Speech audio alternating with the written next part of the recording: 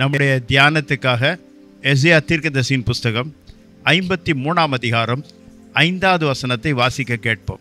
நம்முடைய மீறுதல் நிமித்தம் அவர் காயப்பட்டு, நம்முடைய அக்கிரங்கள் நிமித்தம் அவர் நொறுக்கப்பட்டார். நமக்கு சமாதானத்தை உண்டு பண்ணும் ஆக்கினை அவர் மேல் வந்தது, அவருடைய தழும்புகளால் குணமாகிறோம். எசேயா தீர்க்கதரிசியின் புஸ்தகம் முழுமையாக தீர்க்க தரிசன ஆகமமாய் அடங்கியிருக்கிறது. அருண்மை ஆண்டவராய் இயேசு கிறிஸ்துனுடைய பிறப்பு முன் குறித்து, அவருடைய மரணமும் அவருடைய ஊழியமும், அவர் வருவதற்கு முன்பாக யோவான் ஸ்நானகனுடைய ஊழியத்தை குறித்தும் எல்லாவற்றையும் எழுதியிருக்கிறது. ஆண்டவருடைய வருகை குறித்து எல்லாவற்றையும் 66 அத்தியாகத்தை நீங்கள் அதிகாரத்தை பார்த்தீங்கன்னா எல்லாமே தீர்க்க தரிசனங்களினால் அடங்கி இருக்கிறது. 53ஆம் அதிகாரத்தை நீங்கள் படிச்சீங்கன்னா சிலுவையினுடைய கொடூரமான மரணத்தை பற்றி நாம் பார்க்கிறோம். 5ஆம் வசனத்தில் ரொம்ப அதிகமாக அது விவரித்து கொண்டே இருக்கிறது. அவர் நமக்காக என்ன விதமான பாடுபட்டிருக்கிறார், எதற்காக பாடுபட்டார், எந்த காரணத்துக்காக பாடுபட்டார், எந்தெந்த குறிப்புகளை அது அடிப்படையில் அவர் பாடுபட்டார் என்று நாம் பார்க்க வேண்டும். வேதாகமத்தை நாம் வாசிக்கும் பொழுது அவருக்கு நேரிடப் போகிறது எல்லாவற்றையும் அவருக்கு தெரியும். அவருடைய மரணத்தை குறித்து, அவர் மரணத்தின் வழியாக அவர்கள் கடந்து போக போகிறார். இந்த உலகத்தில் பலவிதமான விதத்தில் மரணம் வருகிறது. பல நாட்களாக நோய்வாய்ப்பட்டு இறக்கிறார்கள். அந்த மரண தண்டனை கொடுக்கும் பொழுது ஒரே நிமிஷத்தில் கழுத்தில் கயிறை போட்டு தூக்கு போட்டு முடிச்சிருவாங்க, உயிர் போயிடும். இல்லாட்டி துப்பாக்கியால் ஷூட் பண்ணி ஒரு 2-3 செகண்ட்ஸில் உயிர் போயிடும். இவ்விதமாக பலவிதமான தண்டனைகள் உண்டு. ஆனால் அக்காலத்திலே ரோமருடைய சாம்ராஜ்யத்தில் இருந்த மரண தண்டனை கொடூரமானது. பழைய ஏற்பாட்டில் இருந்தது கொடூரமானது. அணுவாய் சித்திரவதம் செய்து பயங்கரமான சித்திரவதத்துக்குள் ஆவார்கள். அருள்நாதர் இயேசு கிறிஸ்து எந்த அளவுக்கு சித்திரவதத்துக்குள் ஆளானார் என்பதை நாம் பார்க்கும் பொழுது, காட்டி கொடுக்கப்பட்ட அந்த ராத்திரியில் அவரை கைது செய்து கொண்டு போன பிறகு 300 போர் சேவர்கள் அவரை மாறி மாறி அடித்தார்கள். பிலாத்து வாரினாலே அவரை அடித்தார். அவருடைய உடம்புல காயமில்லாத இடமே கிடையாது. தலையிலிருந்து கால் வரைக்கும் முழுமையாக அவருடைய சரீரம் முற்றிலுமாய் கிழிக்கப்பட்டது. நாம் அவரை கண்ட பொழுது நாம் விரும்பத்தக்க உருவம் அவருக்கு இல்லை. அழகை இழந்தவராக காணப்பட்டார். எதற்காக? இந்த கொடூரமான மரணத்துக்கு தன்னை ஒப்பு கொடுத்தார். எசேயா 53ஆம் அதிகாரம் 5ஆம் வசனத்தில் நம்முடைய மீறுதல் நிமித்தம் அவர் காயப்பட்டார். நம்முடைய மீறுதல்கள், ஒவ்வொரு குடிமகனும் உலகத்தில் பிறக்கிற ஒவ்வொரு மனிதனுடைய வாழ்க்கையில் அவன் செய்கிற மீறுதல்களின் நிமித்தமாக அவர் காயப்பட்டார். நம்முடைய மீறுதல்களை அவர் காயத்திலே ஏற்றுக்கொண்டார். நம்முடைய பாவங்களை அவர் ஏற்றுக்கொண்டார். உலகத்தின் பாவ பாரத்தை சுமந்து தீர்க்கிற தேவாட்டுக்குட்டி என்று சொன்னார். அவர் உலகம் முழுவதும் உள்ள மக்களுடைய பாவ பாரத்தை சுமந்து தீர்க்கிற தேவாட்டுக்குட்டி. எனவே தான் இன்றைக்கு தைரியமாக நாம் சொல்லுகிறோம், என் மீட்பர் உயிரோடு இருக்கிறார், நான் வணங்குகிற என் கர்த்தர் ஒருவர் தான் கடவுள் என்று சொல்லுகிறோம். காரணம், அவர் உலகம் அனைத்தையும், உலகத்திலுள்ள யாவருடைய பாவத்தையும் சுமந்தார். இந்த முதல் வரியை பார்க்கும் பொழுது நம்முடைய மீறுதல்களின் நிமித்தம் அவர் என்ன பண்ணிருக்காரு? காயப்பட்டார். அக்கிரமங்களின் நிமித்தம் அவர் நொறுக்கப்பட்டிருக்கிறார். அவர் நமக்காக காயப்பட்டார். நம்முடைய அக்கிரமங்களின் நிமித்தமாக அவர் நொறுக்கப்பட்டிருக்கிறார். இயேசு கிறிஸ்துடைய சரீரம் நொறுக்கப்பட்டிருக்கிறது. இயேசு கிறிஸ்துடைய இரத்தம் நமக்காக சிந்தப்பட்டிருக்கிறது. எனவே அருமையானவர்களே, இன்று திருவிருந்து எடுக்கும் பொழுதெல்லாம் நாம் என்ன சொல்லி கொடுக்கிறோம்? உங்களுக்காக பிற்கப்படுகிற இயேசு கிறிஸ்துடைய சரீரம், உனக்காக பிற்கப்படுகிற, உனக்காக இயேசு கிறிஸ்துடைய சரீரம், உனக்காக சிந்தப்படுகிற இயேசு கிறிஸ்துடைய இரத்தம். நாம் அதை பானம் பண்ணும் பொழுதெல்லாம் அவருடைய சரீரம் என்னுடைய சரீரம், அவருடைய இரத்தம் என்னுடைய இரத்தம். எனவே நாம் நம்முடையவர்கள் அல்ல, என்னுடைய சரீரம் அவருடைய சரீரம். எனக்குள் இருக்கிறது இயேசு கிறிஸ்துடைய இரத்தம். இதுதான் பேரின்ப பாக்கியமாய் இருக்கிறது. அந்த வல்லமை நமக்குள் இருக்கும் பொழுது நான் திருவிருந்து ஒழுங்காக நியாயமானபடி உணர்ந்து அதை எடுக்கிறோம், எதற்காக எடுக்கிறோம் என்று அறிந்து புரிந்து உண்மையான 100% நாம் எடுப்போம் என்றால், உண்மையை உணர்ந்து எடுத்தால், இயேசு கிறிஸ்துடைய வல்லமை, இயேசு கிறிஸ்துடைய மகிமை, இயேசு கிறிஸ்துடைய அக்கினி வல்லமை உன்மேலே இறங்க ஆரம்பிக்கும். அதுதான் தேவனுடைய மகிமை, அதுதான் தேவனுடைய வல்லமை. அந்த இரத்தம் நம்முடைய இரத்தம், அவருடைய சரீரம் நம்முடைய சரீரம். எவ்வளோ பெரிய பாக்கியம் தெரியுமா? எவ்வளோ பெரிய பாக்கியம்! அந்த வல்லமை நமக்குள் இருக்கிறது. நாம் சாதாரண மக்கள் அல்ல. இயேசுவின் சரீரம் நம்முடைய சரீரம், இயேசுவின் இரத்தம் நம்முடைய இரத்தத்தோடு இணைந்து விட்டது. திருவிருந்துக்காகத்தான் என்னை நினைவு கூறும்படி, என் மரணத்தை நினைவு கூறும்படி இதை செய்யுங்கள் என்று சொல்கிறார். எனக்கு அன்பானவர்களே, இது எவ்வளோ பெரிய வசத்தோடு உண்மையான அர்த்தத்தோடு நாம் எடுப்போம் என்றால் அந்த உன்னத தைரியம் நமக்குள் இருக்கிறது. ஹல்லேலூயா! அதுதான் கர்த்தருடைய கரம் நமக்குள் இருக்கிறது. அந்த உன்னத வல்லமை நமக்குள்ள இருக்கும் பொழுதுதான் நாம் கர்த்தர் கொடுத்த பேரின்ப பாக்கியமாய் இருக்கிறது. எனவே தான் இந்த ஏசாயா 53 அதிகாரத்தை குறித்து ஒரு தேவனுடைய தாசன், ஆண்டவரோடு சஞ்சரித்த தேவ மனிதன், அவருடைய உன்னதமான அனுபவத்தில் ஆவிக்குரிய வரங்களில் விதமாக வெளிப்படுத்தல் வரம், தீர்க்க தரிசன வரம், விசுவாச வரம் ஒரே நேரத்தில் ஒரு மனிதனுக்குள் செயல்படும் பொழுது அவனுடைய உடம்புக்குள் இருந்த ஆவி அப்படியே வெளியில வந்து பரலோகத்துக்கு போய் ஆண்டவரை தரிசிக்க வாய்ப்பு உண்டு. இவ்விதமாக நடந்த ஒரு தேவ மனிதன் அவருடைய இதில் என்ன எழுதுறாருன்னா, நான் பரலோகத்துக்கு சென்றேன், பரலோகத்தில் நான் கண்டது திறந்த வேதாகமம். அந்த திறந்த வேதாகமம் என்ன என்று எட்டி பார்க்கும் பொழுது ஏசாயா 53 அதிகாரம் அங்கே எழுதி வைத்திருக்கிறது. எவ்வளோ பாக்கியமாக இருக்கு தெரியுமா? அருள்நாதர் இயேசு எனக்கு காண்பித்த பொழுது சொன்னார், இதுதான் நான் உலக மக்களுக்காக நான் செலுத்திய கிரயம் என்று சொன்னார். எனக்கு அன்பானவர்களே, அந்த வல்லமை உனக்குள் இருக்க வேண்டும். அந்த வல்லமை உனக்குள் இருக்க வேண்டும். எனக்குள் இருப்பது இயேசுவின் சரீரம், என்னுடைய இரத்தம், இயேசு கிறிஸ்துடைய இரத்தம். அதை உண்மையான உணர்ச்சி வசப்பட்டு, ஆண்டவரே எனக்காக காயப்பட்டீர், என்னுடைய அக்கிரமத்துக்காக நீர் நொறுக்கப்பட்டீர், அந்த சிந்தனை உனக்கு இருக்கும் என்றால் இந்த 40 நாட்கள் மட்டுமல்ல, 366 நாட்களும் அவருடைய மரணத்தை குறித்து சிந்தனையோடு நாம் இருக்க வேண்டும். அவருடைய கிறிஸ்துவுடைய சிந்தையே உங்களில் இருக்க கடவுது எழுதியிருக்கிறது. எந்த நேரமானாலும் கிறிஸ்து இயேசுனுடைய சிந்தை, கிறிஸ்து இயேசுனுடைய நினைவு அப்படி இருந்தால் பாக்கியவான்களாய் இருப்பீர்கள். நாம் ஆராதிக்கிற இயேசு நம்மோடு கூட இருக்கிறார். அல்லேலூயா! நாம் ஆராதிக்கிற இயேசு உயிரோடு இருக்கிறார். உன்னுடைய சரீரம் இயேசுனுடைய சரீரம், உனக்குள் இருக்கிற ரத்தம் இயேசு கிறிஸ்துடைய ரத்தம். அந்த சிந்தனையோடு இருக்க வேண்டும். இந்த வசனத்தை நாம் தொடர்ந்து வாசிக்க கேட்போம். ஏசாயா 53:5.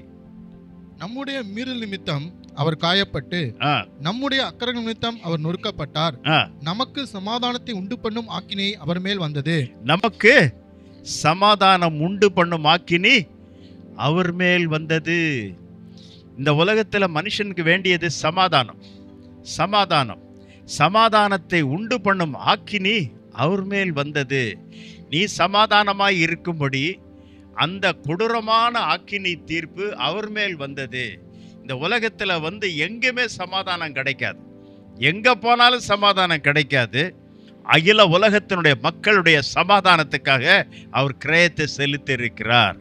சமாதானத்தை உண்டு பண்ணும் ஆக்கினி அவர் மேல் வந்தது. சமாதானத்தை தேடி நாடி செல்கிறவர்கள் உண்டு. கோடிக்கணக்கில் செலவழித்து சமாதானத்துக்காக எங்கேயாவது கிடைக்குமா தற்காலிக சமாதானத்துக்காக அலைகிறவர்கள் உண்டு. ஆனால் 24 மணி நேரம் சமாதானத்தை கொடுக்கிற என் ஆண்டவராய் இயேசு கிறிஸ்து ஒருவர் மட்டும்தான். அவரிடத்தில் வந்தவுடனே நமக்கு அருள்நாதர் இயேசு சமாதானத்தை அருளுகிறார், சமாதானத்தை கொடுக்கிறார். அதுதான் மகிழ்ச்சியாய் இருக்கிறது.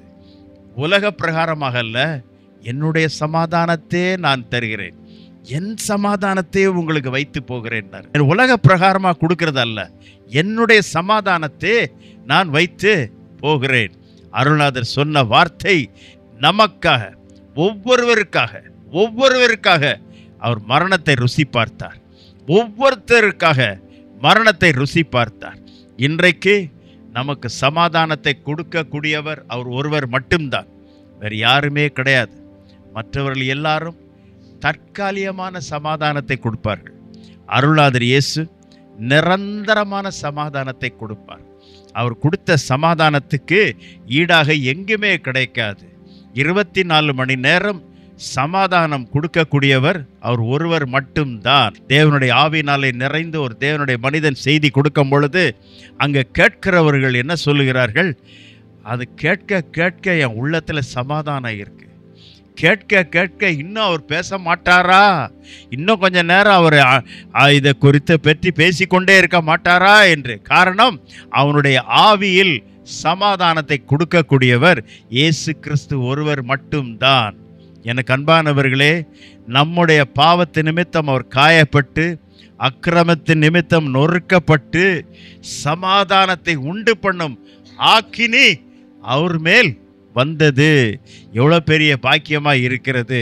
கடைசியாக எழுதியிருக்காங்க, அவருடைய தழும்புகளால் நாம் குணமாகிறோம். அவருடைய தழும்பு, ஒரு மனிதனுக்கு காயங்கள், பலத்த காயம், அறுவை சிகிச்சை நடந்து பலத்த காயம் ஏற்படும் பொழுது அந்த காயத்தினுடைய வடுவாக இருப்பது தான் தழும்பு. என் அப்பன் இயேசுனுடைய உடம்பெல்லாம் தழும்பு. உடம்பெல்லாம் தழும்பு இல்லாத இடமே கிடையாது. அவருடைய தழும்புகளால் நாம் குணமாகிறோம். அவருடைய தழும்புகளால் நாம் குணமாகிறோம். இயேசு கிறிஸ்து நம்முடைய சரீர அவயங்கள், உறுப்புகள், நரம்புகள் எந்த இடத்தில் எந்த பாதிப்பு இருந்தாலும் சரி கர்த்தர் குணப்படுத்துகிறார்.